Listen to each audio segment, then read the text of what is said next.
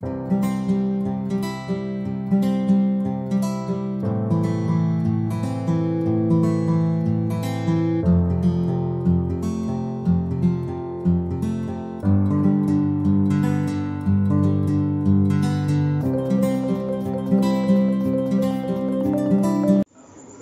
वालेकुम। आज हमारा टॉपिक है वो है मॉलिक्यूलर आयन वाला।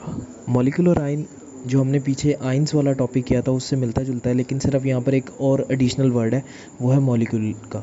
ठीक है, सबसे पहले चलते हैं इसकी डेफिनेशन की तरफ। उस डेफिनेशन में हमारे पास क्या कह रहा है कि वो ये कह रहा है कि जब हमारे पास मॉलिक्यूल, कोई भी मॉलिक्यूल इलेक्ट्रॉन को गेन करता है या लूज़ करता है तो उसके ऊपर कोई ना कोई चार्ज आ जाता है। वो क्या कहलाता है? Molecular ion. आयन कहते हैं चार्ज को, आइदर पॉजिटिव है या नेगेटिव है।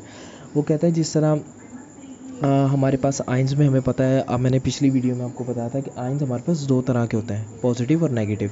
सेम हमारे पास मॉलिक्यूलर आयन या रेडिकल, मॉलिक्यूलर आयन या रेडिकल, अब दोनों ये एक ही वर्ड है। ठीक है, रेडिकल भी ऑलमोस्ट मॉलिक्यूलर आयंस की तरह ही होते हैं। तो जब वो आयंस, जिस तरह मैंने कहा था पॉजिटिव और नेगेटिव होते हैं, सेम उनके एक में कैटाइन और एक में एनाइन हो जाएगा। इलेक्ट्रॉन का गेन करना क्या कहलाएगा? एनाइन, और इलेक्ट्रॉन्स का लूज़ कर देना क्या कहलाएगा? कैटाइन। ठीक है, और यहाँ पर वो कह रहा है कि अगर ये तीसरा पॉइंट भी हमारा कवर हो गया। इसके बाद वो चौथा हमारा पॉइंट है, वो ये कह रहा है कि cationic molecular ions. Cationic molecular ions से मुराद है पॉजिटिव मॉलिक्यूलर आयंस की तादाद ज़्यादा होती है बनिस्बत negative molecular ions. Cationic molecular ions यानी कि पॉजिटिव मॉलिक्यूलर आयंस की तादाद ज़्यादा है बनिस्बत एनायोनिक मॉलिक्यूलर आयन यानी कि नेगेटिव मॉलिक्यूलर आयन से। ठीक है जी, अब यहाँ पर हमारे पास मिसाल है, मीथेन ने जब एक इलेक्ट्रॉन अपना लूज़ कर दिया, यानी कि अभी मैं आपको पिक्चर देख के बताता हूँ। हीलियम ने, नाइट्रोजन ने जब अपने अपने इलेक्ट्रॉन्स लूज़ कर दिए, मॉलिक्यूल्स ने, इनके मॉलिक्यूल्स ने जब भी एक एक इलेक्ट्रॉन लूज़ किए तो उनके ऊपर कोई ना कोई चार्ज आ गया। और वो कैसे चार्ज आया कि जब भी when gases are bombarded with high energy electrons in a discharge tube. Discharge tube कहते हैं कि वो ट्यूब जिसके अंदर हमारे पास एयर नहीं होती, हमारे पास वैक्यूम होता है।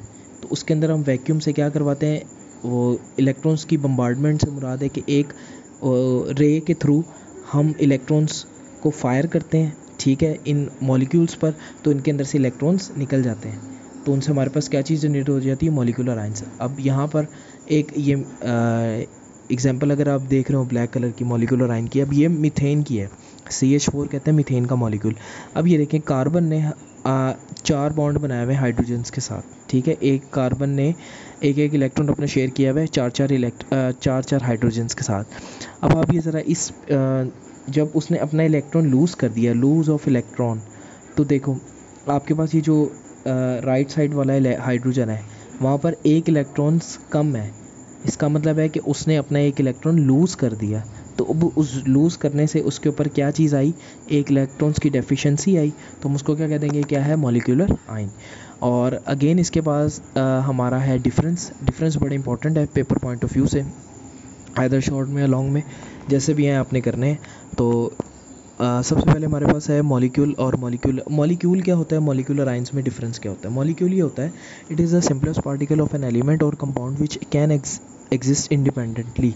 वो कहते हैं कि हमारे पास ये smallest particle of an element भी हो सकता है या कंपाउंड भी हो सकता है, जो कि इंडिपेंडेंटली एग्जिस्ट कर सकता है, and shows all the properties of that compounds, और वो अपने कंपाउंड की तमाम तर प्रॉपर्टीज़ को रिप्रेजेंट करता है। ठीक है, इसके अलावा मॉलिक्यूलर आयंस क्या होता है? ये इलेक्ट्रॉन्स के हासिल या लूज़ करने से होता है। वो क्या चीज़ बनती है? Molecular ion. It is always neutral. Molecule क्या होता है? हमेशा न्यूट्रल होता है, जिस तरह एटम की तरह। और मॉलिक्यूलर आयन न्यूट्रल नहीं हो सकते, इसके ऊपर कोई ना कोई नेगेटिव या पॉजिटिव चार्ज होगा। तीसरा है जी, it is form by the combination of atoms.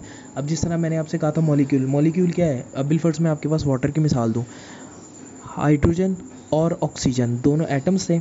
ये दोनों एटम्स जब आपस में मिले तो इनके नतीजे में नई बनने वाली चीज़ क्या थी? वाटर का मॉलिक्यूल।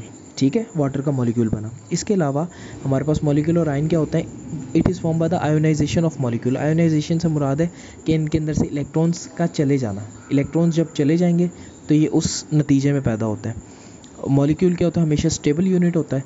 और मॉलिक्यूलर आयन क्या होता है? रिएक्टिव। अब रिएक्टिव स्पीशी इस वजह से है क्योंकि देखो, आयंस वाले टॉपिक में भी मैंने बताया था कि आपके पास पॉजिटिव आयंस हो या नेगेटिव आयंस हो। देखो जो पॉजिटिव आयन कोई भी आयन बनेगा होगा ना पॉजिटिव आयन, तो उसके इर्द गिर्द ना नेगेटिव आयंस ने घेराव किया हुआ होगा, ताकि हम उसके साथ बॉन्ड बना के या वो उसके साथ किसी भी नेगेटिव के साथ बॉन्ड बना के अपने आप को स्टेबल करेगा।